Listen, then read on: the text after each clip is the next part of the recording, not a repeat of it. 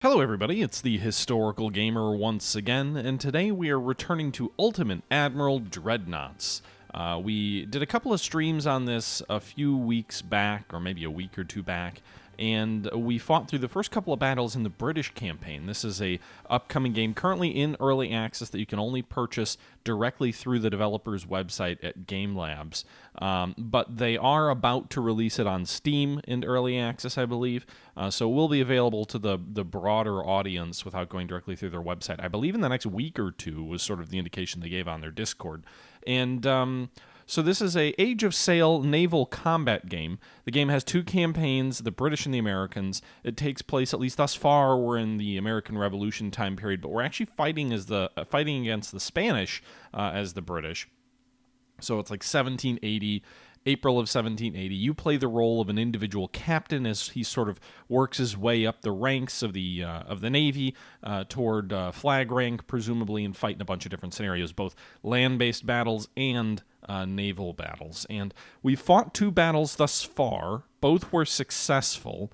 I did try to continue the campaign beyond those two battles, and I think we even did that on a stream, although I didn't post it on the YouTube channel. It was not pretty. We lost badly, and part of that was because my fleet construction was badly behind where it needed to be. So I did go ahead, I went back, I restarted the campaign, I refought the first two battles, and I think we're in a little bit better shape than we were last time around. So we go in, we take a look at our fleet. Currently, our fleet consists of 4 vessels, which is probably too small, but they're all in much better shape. We don't have like a little 12-gun brig like we did last time. We've got the 28-gun 6th rate sloop of war. That's a pretty strong 6th rate, by the way. I think a 28-gun usually would have been like a weaker 5th rate, a weaker frigate. Like I think the HMS Surprise was 28 guns. We have the 28-gun HMS Kingston, which is a 6th rate of the Cerberus class, which we purchased after one of our previous battles for 11,000 pounds. We have the 26-gun Santa Rita, which we captured in our last fight against the Spanish, repaired and took over. And then we have the ungunned, unrated merchant ship, the Astarte, which is carrying 390 Royal Navy Marines and a small crew to man it. And that's the situation right now with our fleet. The Galga is our flagship. It is not, like, the Kingston appears to be some kind of special ship because it's of the Cerberus class, which seemed to be standing out as a sort of a unique ship of distinction. It carries more weight, theoretically, than the Galga. It is a single-decked ship, though, so I think flush deck. It has 28 guns all on one deck. The Galga, meanwhile, actually has 2 decks. It has 18 9-pounders on sort of the gun deck, and then I think 10 6-pounders probably on the quarter deck or slightly raised rear deck. The Galga has yours truly, Horatio Nelson, currently ranked lieutenant in command. It has Lieutenant Jenkins David, second in command. This little red ribbon here, I've been told, actually represents that they're a Kickstarter backer for the game, because I believe it was a Kickstarter game. The HMS Kingston, also 28 guns, only a single deck, so it has 28 6-pound Armstrongs. That means if you take a look at the Galga, 18 9-pound Armstrongs and 10 6-pound Armstrongs, which is kind of cool because I don't think I really showed this off, but in the previous, or I don't think I showed this off in the previous videos, but you can see here, like as I hover over the 9-pound Armstrong, it gives you a little bit of information here. Considers it an older design. It's good in terms of the reloading time at 110 seconds, which is actually a little bit slower than the 6-pounders. Range of 1,050 yards. The 6-pounders have a 950-yard range. Morale is slightly better for the Armstrong. You can see their penetration characteristics there on the bottom as well in that little graph. So you can kind of click on different weapons, and you can kind of see, you can buy and get different guns and things like that, and they have different costs based on what's available in the shop. Currently, it looks like the 9-pound Armstrong is our best. I did look at upgrading the Kingston to it, but it can't hold the weight. The guns are too heavy, and since we don't have 2 decks, we can't split like half and half. It's all one gun type. So we'd have to make some enhancements to the ship, of which we can't afford for some weight savings. So like it's got 2 little boxes here. We could use a lightweight gun carriage, and then we could also use a lightweight hull, which would drop our weight to 427 tons, bring our available weight up to 530 tons, but it would cost 4,300 pounds. Right now we only have 2,987. So that's just sort of an example. You can upgrade your fleet. Interestingly enough, the San Rita also has 2 decks, 4-pound Armstrongs in the lower deck. It doesn't look like we can have anything heavier, unfortunately. She is a 7th rate, so she can't carry as much. And then we have 6-pounders on the second deck, 16 of those, also the heaviest guns capable of being mounted on the San Rita. And so that's the sort of situation right now. We did do one ship upgrade where we made the Astert have a lightweight hull so we could carry more Marines. And that's currently the fact of the matter. Our crews are largely built up pretty effectively. The Galga has 200 crew members. That's the maximum crew size.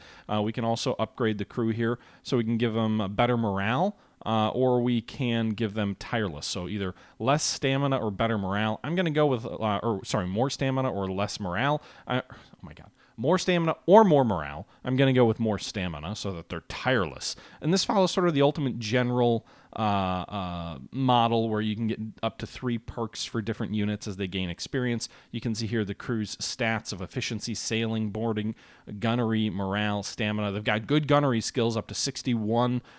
And this is also, by the way, directly influenced by officers. So if I put a different officer in charge, then it will massively change their effectiveness at boarding or gunnery or morale. You can see here this individual that I just clicked on hypothetically would be very bad, while Jenkins David is obviously very good at gunnery. He's apparently not as good at boarding as Thomas Kronstadt, or is that Pat Newell? In any event, not as good at boarding as him, but he's massively better at gunnery, better at stamina, the same at morale. And so those are different officer type influences on the ship. We're not going to select anything there, so we're not going to actually spend anything or change anything. We're going to keep him as second in command. So 2 lieutenants on board the Galga. Meanwhile, the Kingston actually has 3 officer slots. So we've got a midshipman, Anthony Vassor, we've got midshipman Hay Breyer, and then we have the commander of the ship, Lieutenant Nicholas Evans. Seems a little bit silly. I don't think very many lieutenants were commanding 6 rates in this era, so that's something to kind of keep in mind. This one, we couldn't outfit the entire crew. We can only bring up to 250 men ashore. The Kingston, by the way, obviously carries a much larger crew. She's not even maxed out at 250. She can carry up to 300 men. The problem there is we don't have 300 weapons of any sort. So I don't have 300 weapons in the shop of any of the weapons we could outfit them, with the exception of the trade musket, which is really crappy. So I decided to keep a smaller crew. It's above optimal, so we should be maximum efficiency, but it'll be below maximum. And that's just sort of the reality. But it's going to be our most well-manned ship in the fleet. Then we have the San Rita, which is also carrying 38 sea service muskets, only 92 crew on that 7th rate. Not intending really to pound the enemy into submission with this ship, not even up to the optimal... you know what we could do? We could bring it up to optimal. Or actually, what's max? Max is 180. We could bring it up to 180, and we could swap them out with trade muskets. It would cost $2,600. There's actually no reason to do that, though. So we just need 50 more crew members. So let's go to... So we're at 92. So we'll go to 142. It'll be a little bit cheaper to do this. We'll give them trade muskets, which is a slight decrease in their gunnery.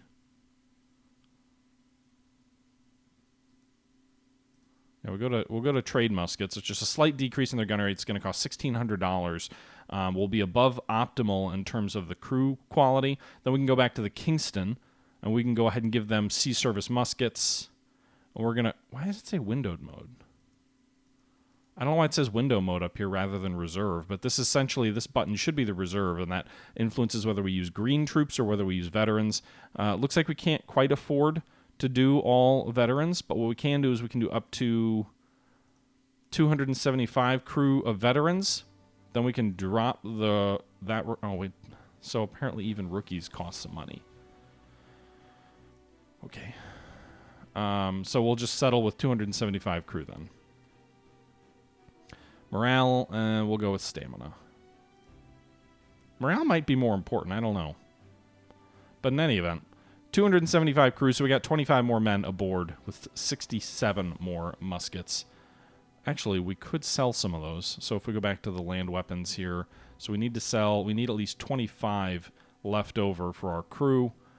I probably need more than that. Let's sell 37 of them. That'll leave us with 30. If I come back here, doesn't quite give me enough money.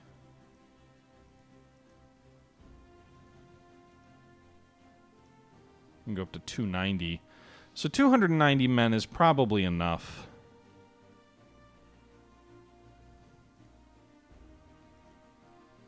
But if we sell 5 more muskets, we get 45 more dollars.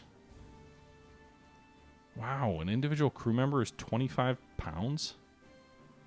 So I can go as 2. I go up to 292. That's almost maximum. All right, so 2 ships with a 1 level crew, or 1 level experience there, 292 crew and 200, then the San Rita and the Astur. So that's the situation right now. We're going to go to the world. We can see the battles that we can fight here. We have the Priority, which is a escort mission where we have to keep our newly conquered or newly captured enemy merchant ship from being recaptured by the Spanish. We're going to be heavily outgunned. I think there's 2 5th-rate enemy ships there, so even though we've got 2 6th-rates, it's going to be a bit of a challenge. Meanwhile, we have the Battle of Snakes and Powder, which is another engagement that'll potentially win us up to $21,000. It's a land battle that if I was to play, how many ships do I need to bring to bear there? I'm not actually going to fight it yet, but I just want to see what we have to play with here. So it looks like we need at least 2 ships here. So the Astert would go in first. Probably the San Rita would go in second. Oh, we can't even...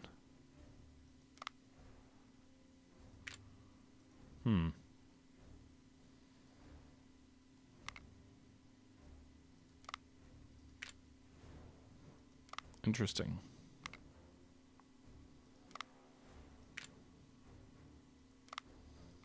Oh, so never mind. It's just because that's what I was clicking on. So if I put him here, move down here, and I could put this crew member in, so then we could go. So we need at least 2 ships for this battle. It's a land battle that we would need to fight. But the first thing we're actually going to do is we're going to fight the naval battle against the large enemy ships here. So let's jump back out. And we're going to fight the Battle of Priorities. If we win, we get 10,500 pounds, 6 reputation, and 1 career point. We currently have 11 reputation. We did spend a little bit of reputation to maintain the Galga, which was a prize of ours. When you do capture enemy prizes, you actually have to spend reputation to keep them. You can see voices. This is this sort of optional battle along the coast that I don't think I'm going to have enough ships to participate in. Then you've got Snakes and Powder and Priority over there on the left. We're going to go with Priority first. In terms of timeline, it does come first, so that's what we're going to go with. So we're going to go with Priority. It's going to be April 12th, 1780, and we'll jump in here. Super Chacho, you missed the 3 a.m. streams? I mean, we could stream at 3 a.m. Maybe we will. Okay. Provide all the necessary support to secure escorted transport with supplies for our squadron. So we need to make sure that the transport ship survives. The enemy ships are going to be substantially overgunning us. We might be able to make up for some of our weakness, however, with the fact that we have crews of ships that we have large crews with our ships. So I'm hoping we can make up for that there. Theoretically, I think I could put all 3 of my ships here, but then I wouldn't have the 2 ships for the next battle, I don't think. So we're really just going to go with our 2 6-rates, the 2 28 guns. What was this? I really should name one back after Charcoal. We have the HMS Charcoal Cheetah, but it's the Galga and the Kingston. So the Kingston in the lead, the Galga in second. Our flagship is the Galga, and then we'll jump in here and fight.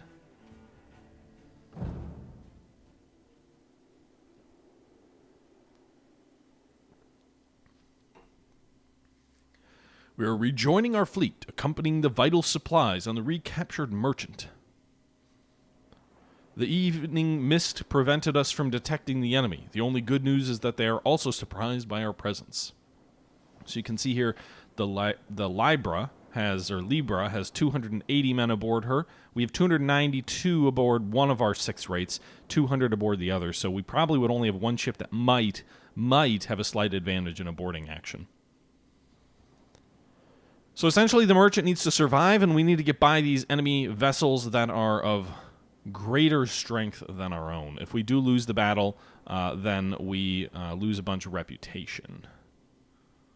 So you can see here the Whirlpool is the newly captured ship. The wind is sort of behind us here. We'll hit full sail for the Whirlpool. Meanwhile, the Kingston... I'm also not sure, like, how well crewed the enemy is. That could be another advantage for us, even though they may have heavier guns. Stein, we can try and cross the T. The better strategy is actually to underline the I. But what I mean by that is crossing the enemy's stern does far more damage than crossing their bows in the Age of Sail. There's a lot less protection in the stern of a ship, and if you fire into the stern of a ship, any solid shot that you fire there will actually travel the entire length of the ship, tearing up equipment, rigging, and men, all as it moves the entire length of the ship. If it's in the front of the ship, there's a lot more gear. There's a little bit of an angled hull on the bow, so it's not quite as effective. It is still obviously preferable to going broadside to broadside. Crossing the T being such a decisive factor really comes in the age of the Dreadnought.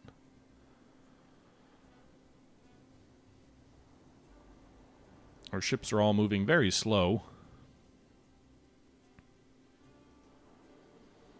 I don't want to jump ahead to faster speeds quite yet. The Galga's coming up in the rear. See the enemy. You can see our own ships. So the Galga. These enemy ships look imposing. Noticeably larger.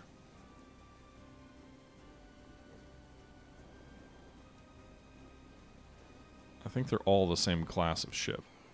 So you can see these guys have a gun deck down below, and then they have another deck of guns up on the top. None of our ships have that look.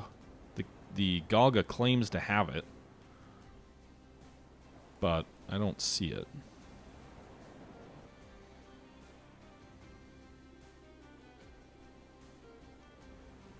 Okay, the enemy is turning. We're about to come broadside to broadside with them. We'll see if we can swing out ahead of them and get in front of them. We've got the wind at our back. Not actually sure if we have the wind gauge or not, but we're going to try and cross their bows. They're kind of sailing directly into the wind almost, which actually should give us a slight advantage until we get past them, and then they have to turn and come around.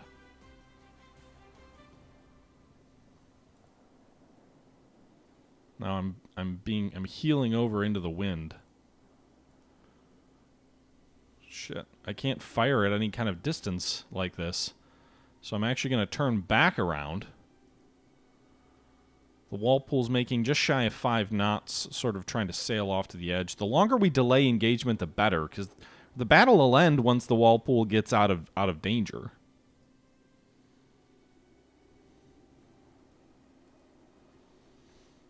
Man, these enemy ships are not moving.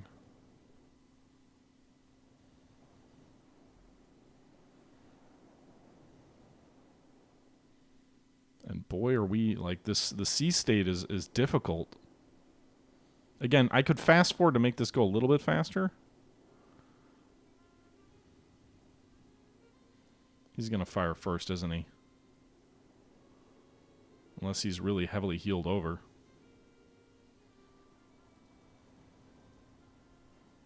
Yep, incoming shells. Not shells, but solid shot. No one was hurt, although we suffered a fair bit of damage there. He's just out of our range.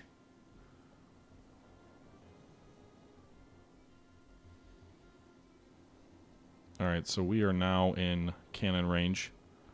About to go the length of his broadside here.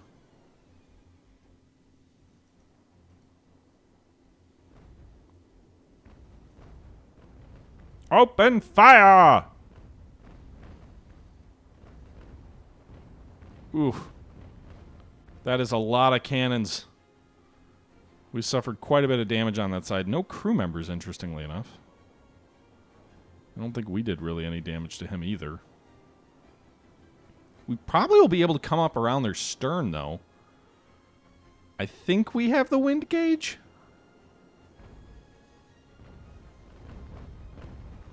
I'm wondering if manual targeting might be better. His lead ship has switched to the Galga. Actually, both ships have switched to our flagship, the Galga.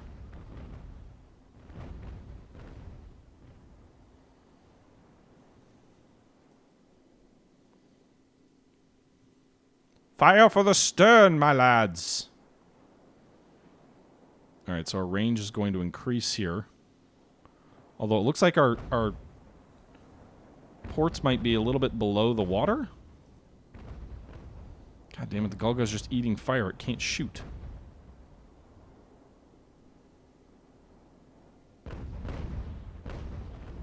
Fire for the stern. They're doing no damage.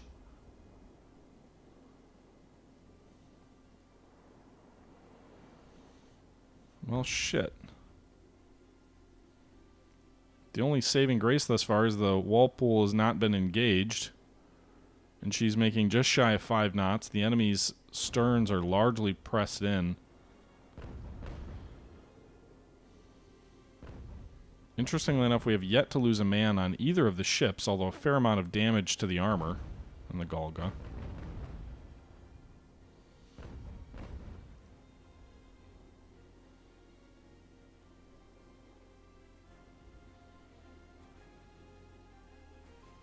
He's gonna maybe potentially try and come around and rake the Walpole. Although the Walpole has the wind behind it, while he's at pretty extreme range to try and shoot at it.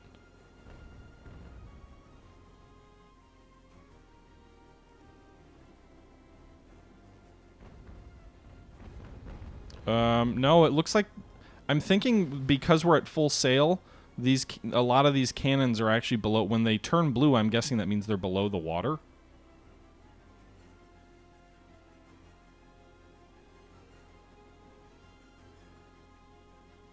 So I'm probably better off reducing sail slightly.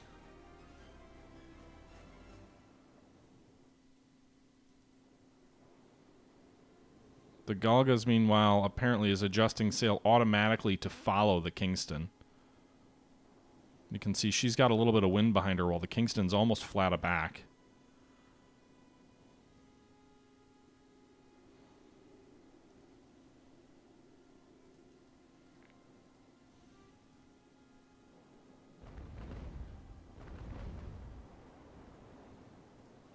That was inaccurate fire. The thing I hate about this is like having to manually control where you're shooting. It can be a little bit obnoxious at times. Oh, that was a rough broadside.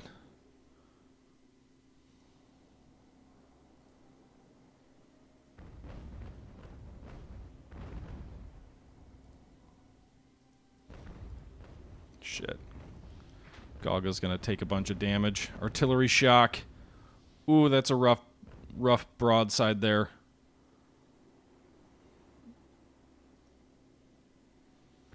I'm gonna see if the Galga can run.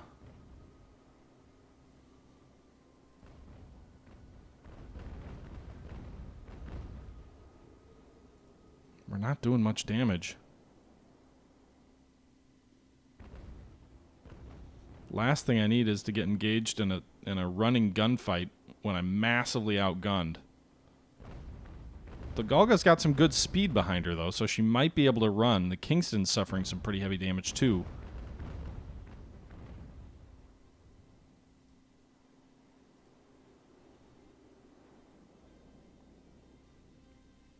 I don't know where the best spot is to aim either. I'm kind of aiming for the mainmast truck, but I don't know if that's actually a sound strategy or not.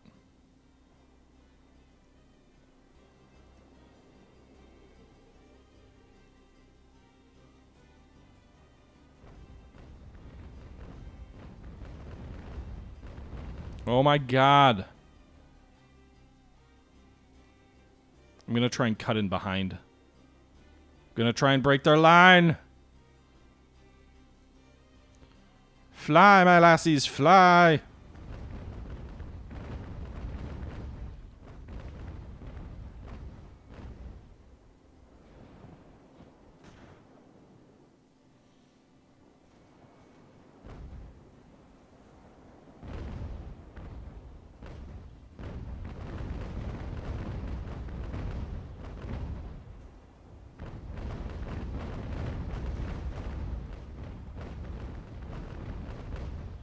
Oh, don't eat so much fire.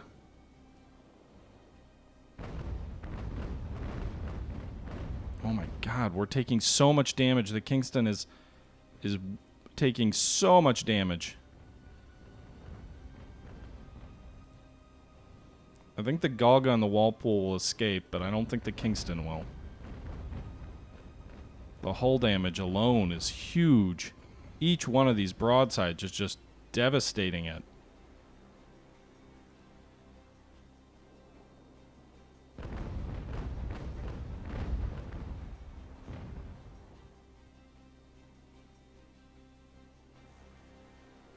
What's the morale on these guys? 23 deaths, 4 cannons lost.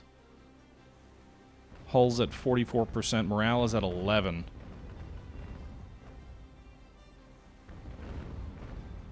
No, don't give them your stern. Hull's at 34%.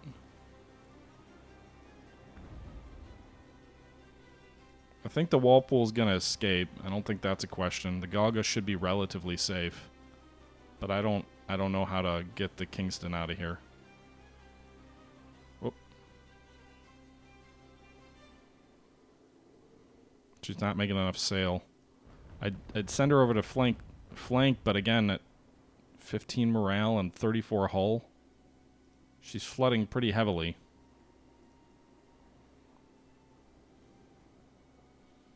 Maybe she can escape? I don't know. The hull's at 34%.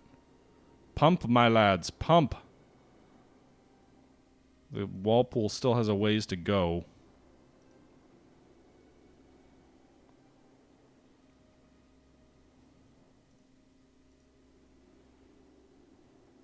Kingston's hull is staying at 34%. She's making 7 knots still. You know, these guys are gonna be safe for sure. I don't think there's any way the enemy can chase them and catch them. The Libra is slowly gaining on the Kingston. I'd put her aside. I'd put her alongside the enemy if it was something that would accomplish anything. I mean, the enemy can just turn and fire a broadside into her stern.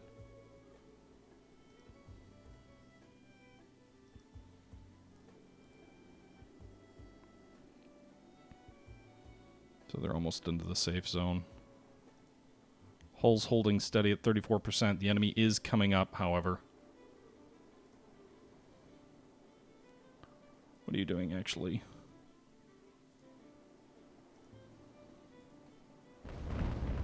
God damn it. Board the bastards.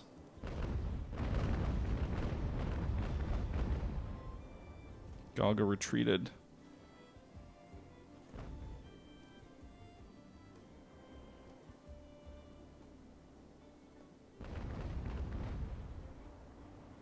Couldn't get aboard him.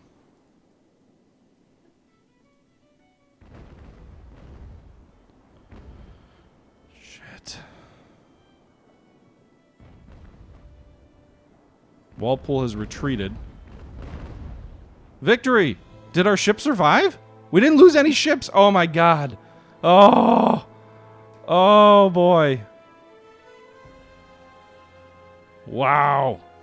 That was fortunate. Lucky but fortunate. I will take it. We had 3 ships. They had 3 ships. We lost 55 crew. They actually lost 53. Neither side lost any ships sunk or captured. The Kingston was about to go under, but we saved the Walpole. The Kingston survived despite it claims medium damage, but she took 262 shell hits, or Solid shot hits there. 6 hits to the rigging. The Galga lost 12 crew members and 5 hits there. I think that's what that means. The Liberia, 31 crew members. The Libricon, 11. And the St. Eugenia, 3. Maybe these were actually shells or shots scored, because the Libra says 1,249. So actually, this is probably casualties inflicted. Yeah, they had double my guns. Those guys were pretty damn good ships. No one was killed or wounded from an officer perspective. We rescued some of our firearms from our fallen comrades, and it's a victory nonetheless. The main question comes down to how expensive is it for us to repair our losses?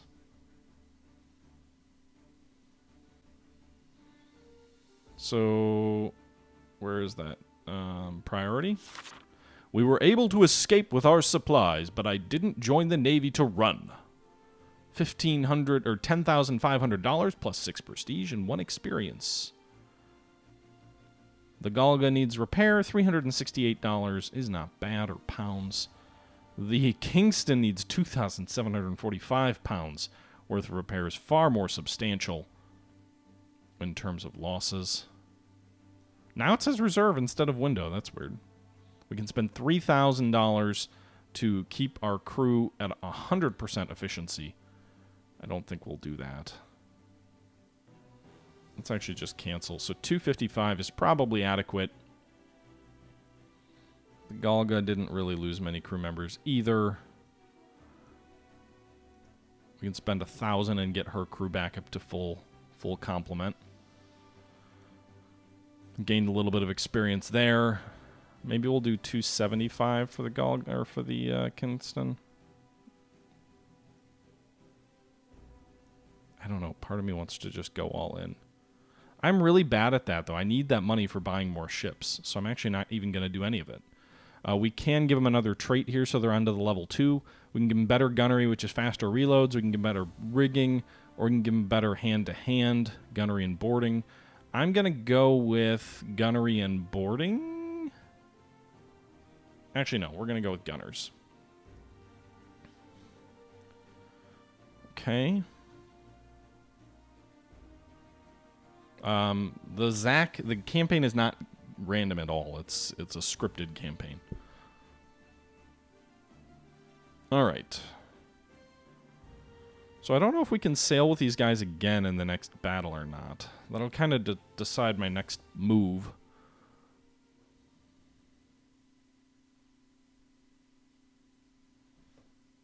So if we go into Snakes and Powder, it does look like we can reuse ships that just fought in the last battle. Okay, that's good.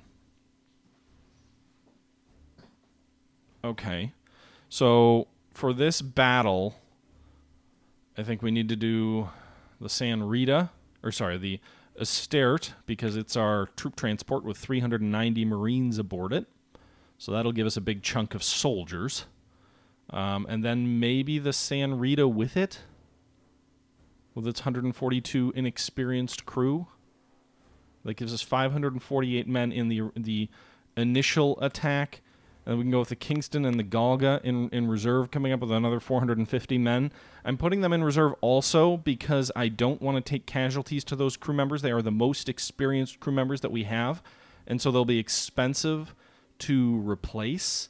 There is an optional mission. Again, it's voices, but I want to make sure that we're winning the core components of the campaign before we actually start siphoning off resources towards secondary missions, especially since I don't think I'll progress to the next phase of the campaign unless I hit next stage, which means I might be able to fight this battle and then allocate some troops to voices and progress that way.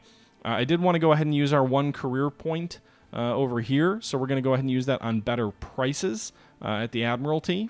So that's almost maxing out pricing. I've really been focusing on that as a key trait. Shipbuilding might be a better one to go down. Maybe we'll do that after this battle.